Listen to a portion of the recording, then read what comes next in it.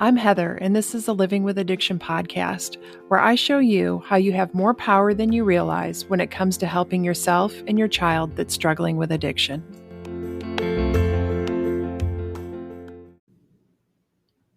Hello, welcome to the Living with Addiction podcast.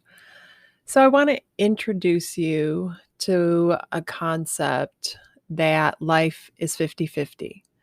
There's 50% positive emotions and 50% bad emotions. We are not supposed to be happy 100% of the time. That's never my message. So I want you to be careful not to use the information that I share with you against yourself. Just because my work is designed to give you sustainable, effective ways to work with addiction doesn't mean you're supposed to feel good 100% of the time. It's meant to bring your emotional charge down to a place where you can integrate what you've learned, decide what works for you and your family, and start implementing it. It's meant to decrease the number of bad days or hours that you experience and give you your life back, but it's not meant to eliminate all bad days. There's no way to eliminate the bad days, and you wouldn't choose that anyway.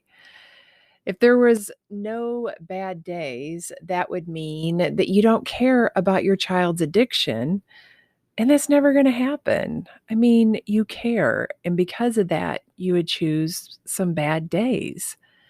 Before I worked with my coach and I learned how to manage my mind, I was creating way more negative emotion than necessary. I was probably in the 90% range. I was in deep despair, fear, or numbness, guilt, shame, just all of the feelings that a parent who's dealing with a child's addiction experiences. I didn't feel any excitement or joy. I mean, I could remember feeling those things in the past and wondering why I didn't feel them anymore. Sometimes thinking like, what was wrong with me? But those feelings were really just a distant memory, when things were at their worst. And the other 10% of the time was just some form of momentary relief. Like there was no real elevation of emotion for me, at least in a positive way. I would get the elevation from, the fear and the anxiety, but never those elevated positive emotions. And I would experience relief like when I found my daughter, the times that she ran away. But that would also come along with a lot of fear about when she would run away again. And that was just my experience, momentary relief and then dread. I didn't know how to manage my mind or work through any of those emotions. And that was my existence until I started getting help for myself and working with my coach. And she's the one that taught me this 50-50 concept. And I have to say, it was such a relief. It took a lot of the pressure off me to feel happy all the time. I stopped thinking something was wrong with me because I wasn't happy all of the time. It gave me space for my humanness and the struggle that I was going through. And, we have to have the contrast of emotion, the positive and the negative, to experience the difference between the two and appreciate it. Otherwise, how would we appreciate the amazing feelings of love and excitement? And, our human condition requires that we feel all the emotions. The very thought that you shouldn't experience negative emotions just increases your level of discomfort. It makes you feel like something is wrong with you every time you're just experiencing humanness. And that thought, that judgment, is just a roadblock, like I was talking about last week with judgment. Judgment just holds you back. So I want you to change your perception of feelings and start thinking of them as signals. Think of them like all the lights on the dash of your car. Each light has a specific meaning. Sometimes it takes some research to figure out what the light that just came on means. And you have to take time to stop and look it up and figure it out. But it's sending you a clear message. Something needs your attention. And it's the same way with negative emotions, which, by the way, I don't even like calling them negative. I prefer to think of them as unwanted because calling them negative just sends the signal that something has gone wrong. But for the sake of easy listening, I'll stick with the term negative emotion. But I want you to think about what I just said and open up to thinking of your emotions as wanted and unwanted versus negative and positive. So the next time you experience a negative emotion, I want you to see it as a signal.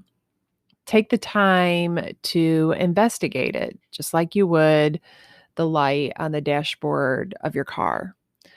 So for example, anger means something that happened to you seems unfair. I mean, that's the signal that anger is sending. Something happened and you think it's unfair. So in order to work through that, to figure out what happened that seems unfair to you, to figure out why you're feeling angry, you can think about how to make it fair. And if it's not possible to make it fair, then figure out how to forgive.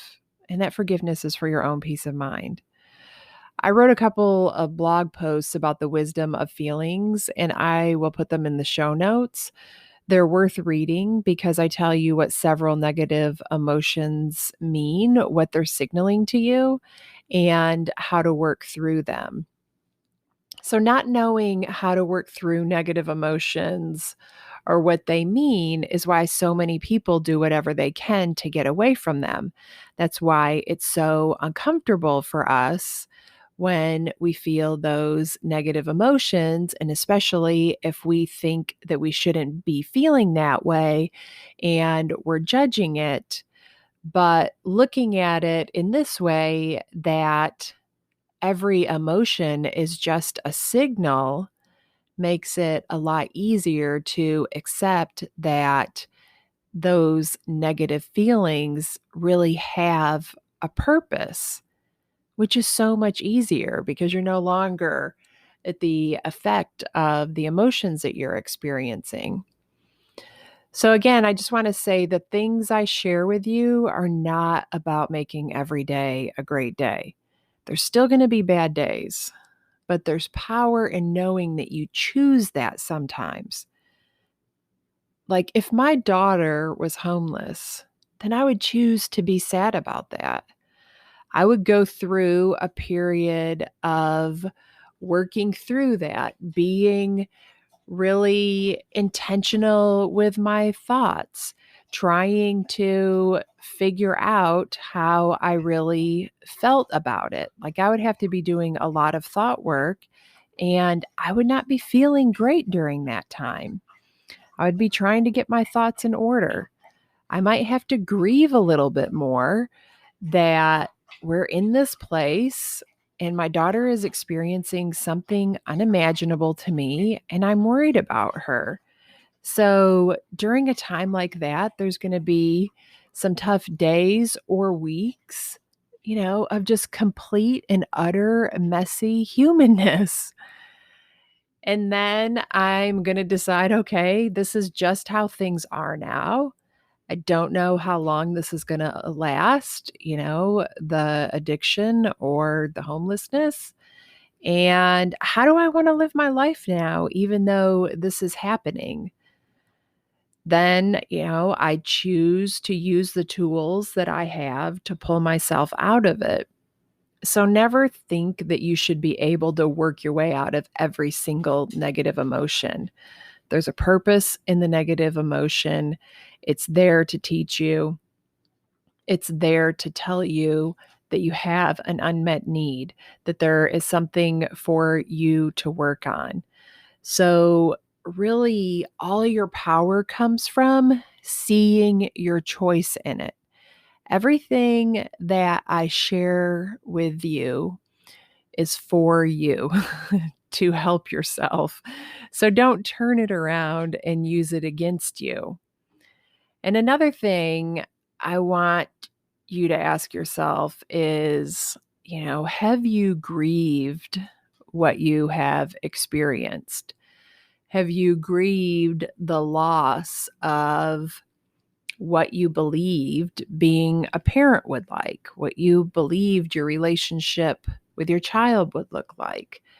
I had to grieve everything that I believed it would be like for me as a mom. And all of my dreams for my daughter and our relationship, things like seeing her go to prom, which honestly, when I say something like that, it just feels like such a small thing to be, to have felt like I missed out on. But, when you're dealing with addiction and you're experiencing these situations that you never even imagined that you would be in, something so small as not getting to watch your daughter go to prom seems really frivolous in the grand scheme of things. But at the time, you know, I expected those were the things that I was going to get to do with my daughter, and I didn't get to. And I had to grieve it. I had to allow myself to let go of that idea of what everything was going to be like so I could accept how things actually were. So if you haven't taken the time to grieve those losses, the loss of that dream of what you thought things were going to be like, then it's an important step to take.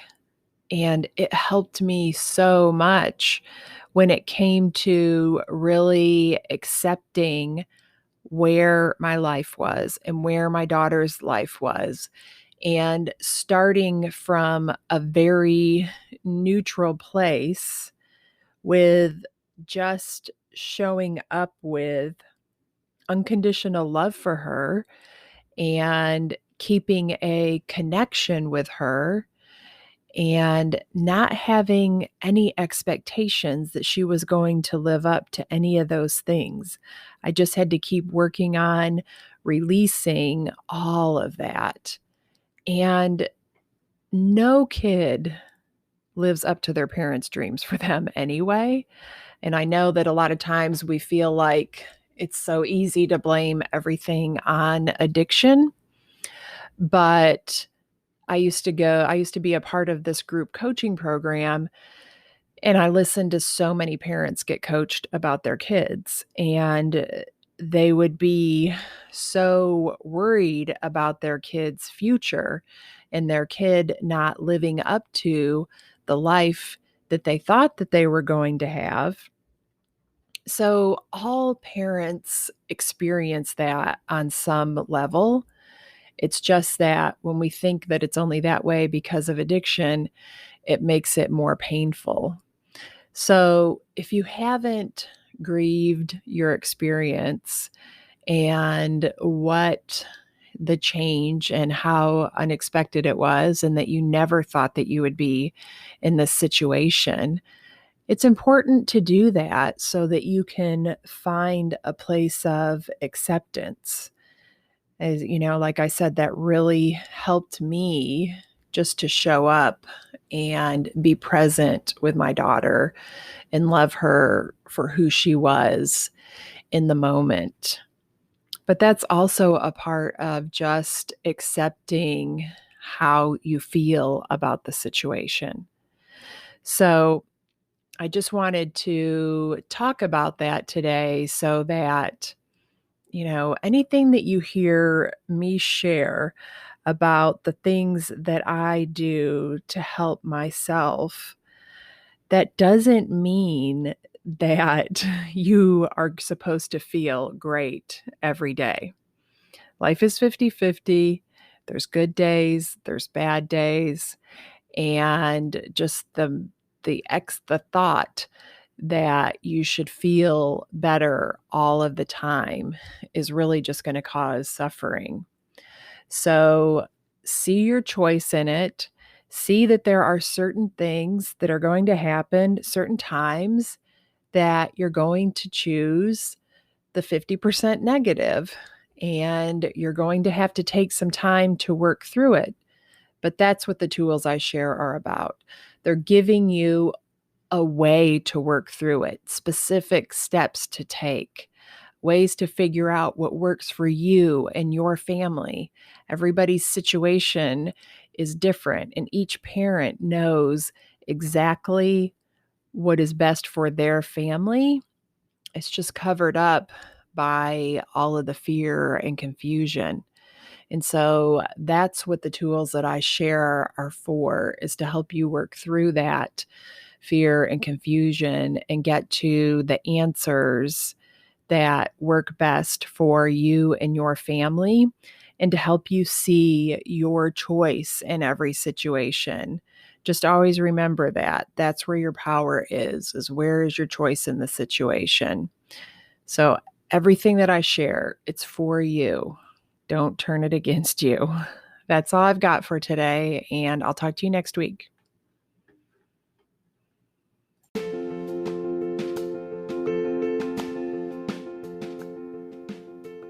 Thank you for listening to this episode.